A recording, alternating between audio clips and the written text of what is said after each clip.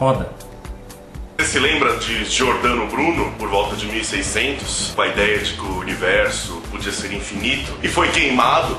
Em primeiro lugar, Yuri, ele não foi condenado, nem mesmo remotamente, por seu heliocentrismo ou outras ideias astronômicas, como tão falsamente quer insinuar, mas sim por uma série de heresias, incluindo o panteísmo, que dizia que tudo era Deus, as opiniões errôneas sobre a Trindade, a divindade de Cristo e sua encarnação, a negação da transubstanciação, a virgindade perpétua de Maria, a criação, o juízo final e a crença na metempsicose e na transmigração da alma para não-humanos, juntamente com várias formas de magia e adivinhação.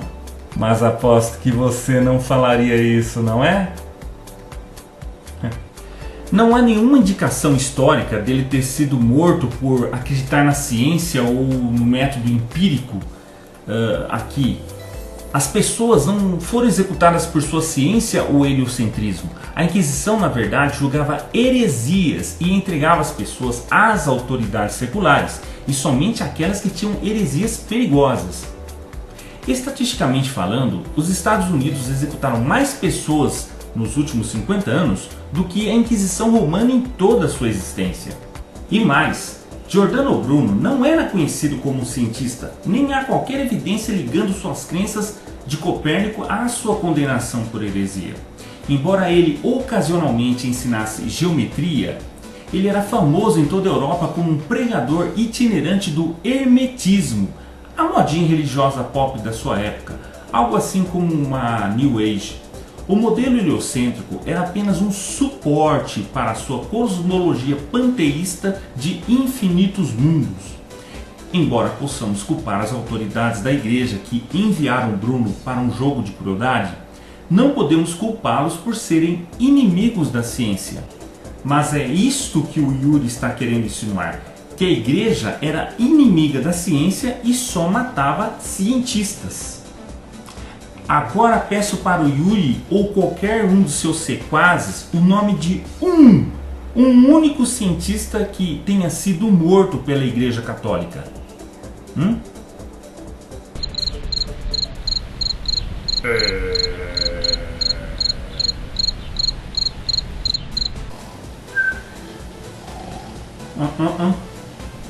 Ainda não? Giordano Bruno, assim como Galileu, defendia teorias alucinantes, quase sempre relacionadas à magia e ao esoterismo. Há pelo menos uns 3 trabalhos acadêmicos interessantes publicados na internet, o endereço vocês podem ver aqui embaixo, que denunciam qual tipo de ciência foi usada por ele, Sr. Yuri. E neste último, a autora define exatamente quem foi Giordano Bruno. Sua obra, ao contrário do que foi interpretado pelos ilustrados do século XVIII e pelos positivistas do século XIX, não reflete o conhecimento de um mártir da ciência moderna ou de um revolucionário das ciências sociais. Ao contrário, são um tributo ao pensamento mágico e visionário, ao hermetismo na sua feição egípcia, ao neoplatonismo paracristão, ao cabalismo e esoterismo típicos da Renascença. A Enciclopédia Stanford de Filosofia, no artigo sobre Nicolau Copérnico, concorda. O Papa Clemente VII reagiu favoravelmente a uma palestra sobre as teorias de Copérnico, recompensando-lhe com um raro manuscrito. Não há nenhuma indicação de como reagiu o Papa Paulo III, a quem o livro sobre as revoluções dos corpos celestes foi dedicado. No entanto, um conselheiro de confiança, Bartolomeu Spina de Pisa, tentou condená-la, mas adoeceu e morreu antes que seu plano fosse realizado. Assim, em 1600, não havia nenhuma posição oficial da Igreja Católica sobre o sistema de Copérnico. E se isto era certo, e isto, claro, não era uma heresia. Quando Giordano Bruno foi queimado na fogueira como herege, não tinha nada a ver com seus escritos em apoio da cosmologia de Copérnico. E isso é claramente mostrado na reconstrução de Finocchiaro das acusações contra Bruno. E ao contrário do Yuri e dos seus amigos, seguidores, eu dou provas. Vocês podem ver mais informações nos livros de Blumenberg e Finocchiaro que estou dando aqui abaixo, como provas do que estou falando. Ao contrário do Sr. Yuri, eu não fico dando uma de achista.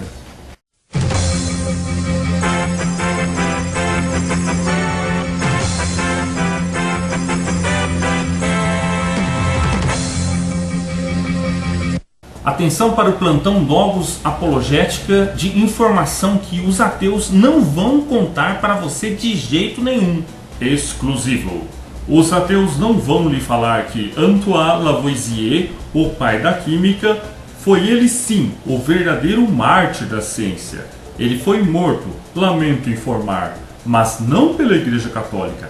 A Igreja não matou nenhum cientista como quer alegar o Yuri.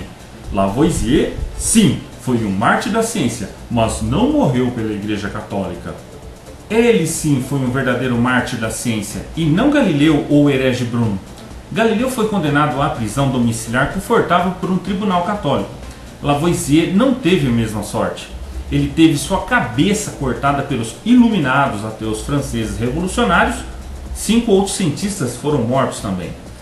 Por que então os ateus brasileiros tão iluminados ou brilhantes não falam disso, hein?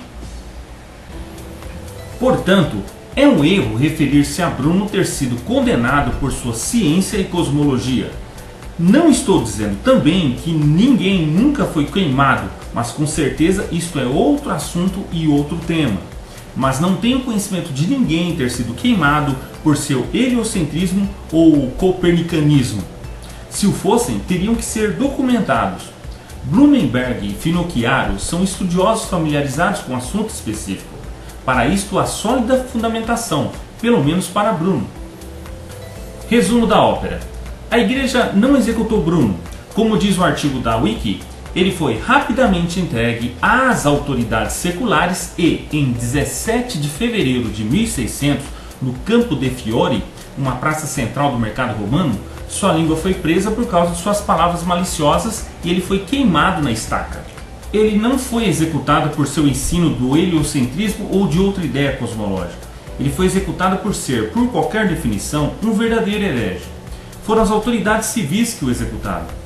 Creio que o Papa João Paulo II expressou pesar sobre a fé de Bruno, mas defendeu as razões pelas quais ele foi justamente condenado pela Igreja. A Igreja não tem autoridade para executar ninguém. O máximo que ela pode fazer é excomungar. Foi o governo que fez da heresia um crime capital, não a Igreja. E Bruno, aliás, teve várias chances de se retratar, mas nunca quis se retratar das suas ofensas e heresias. Lembrando, ele foi condenado por suas opiniões heréticas, herméticas, neopagãs e não por certos ditos científicos. Temos que analisar a situação no contexto da época. É muita falsidade deste falastrão ateu querer julgar o passado de outra época e outro lugar pela ideologia que ele tem hoje. Mais um mito ateu derrubado. E aí, seu Madruga, qual a nota que o senhor dá para o aluno Yuri? Reprovado! Você se lembra de Andreas Vesalius, por volta de 1560, considerado hoje o pai da anatomia moderna, que foi morto pela Inquisição?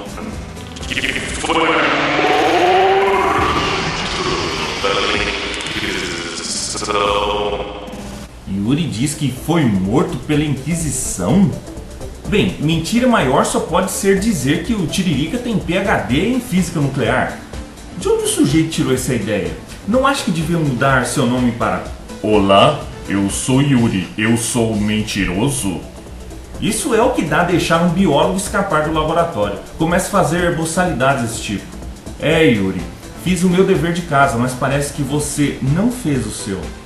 Vemos que o Yuri mente descaradamente para iludir seu público de ateístas. Aliás, parece que ateístas gostam de aplausos quando se fala alguma coisa desse tipo. O falaz ludibriador gosta de espalhar boatos. E ainda se diz racional. A Igreja Católica, Yuri, nunca matou nenhum cientista. E o caso Galileu nem chega perto disso. Surpreendentemente, a Igreja Católica permitia a dissecação de corpos humanos. Algo que nem o Islã nem o judaísmo teriam encorajado. Isso levou à explosão no conhecimento médico. O mito de que o grande anatomista Vesalius foi morto pela Inquisição, comumente desaforadamente o fulano ateu, aí é falso. A história que, no final de sua vida, Vesalius entrou em conflito com a Inquisição é encontrada em uma carta escrita em Paris que data de 1º de janeiro de 1565, de Rupertus Languetus para Caspar Pölzer.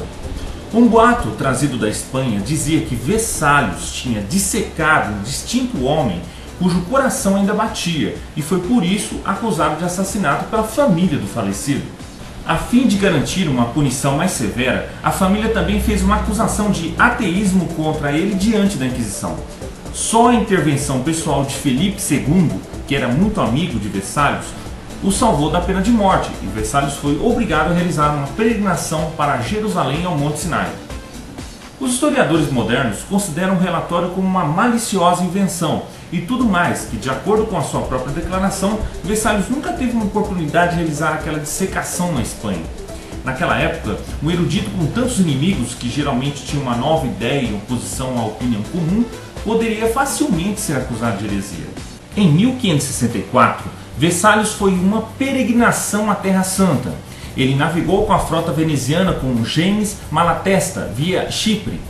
Quando ele chegou a Jerusalém, recebeu uma mensagem do Senado veneziano solicitando-lhe novamente para aceitar o cargo de professor de Pádua, que havia se tornado vago pela morte de seu amigo e discípulo Falópio.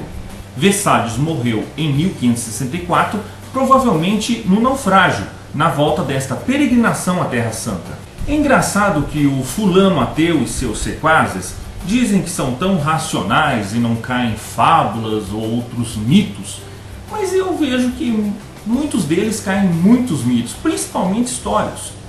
E por muitos anos pensava-se que a peregrinação de Vesalius foi devida às pressões da Inquisição, que é isso que o fulano ateu está querendo dizer. Hoje, isto é considerado sem fundamento. Veja o link sobre o O'Malley aqui embaixo. E é rejeitado pelos biógrafos modernos.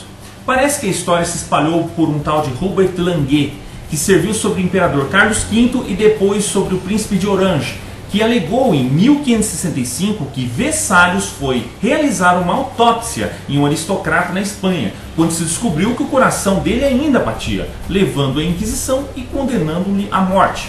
A história passou a alegação de que Felipe II tinha a condenação transformada em uma peregrinação.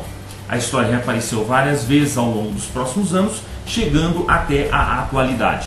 Ou seja, um mentiroso do século XVI chamado Languetus inventou essa mentira de que a Inquisição é que levou à morte de Vesalius, e um outro mentiroso chamado Yuri no século XXI continua disseminando essa mentira. Bom, no final deste vídeo deixo uma extensa lista do que os cristãos inimigos da ciência, como diz o Cicrano e o Beltrano ateus, fizeram e fundaram nos ramos científicos. Mais um mito ateu derrubado.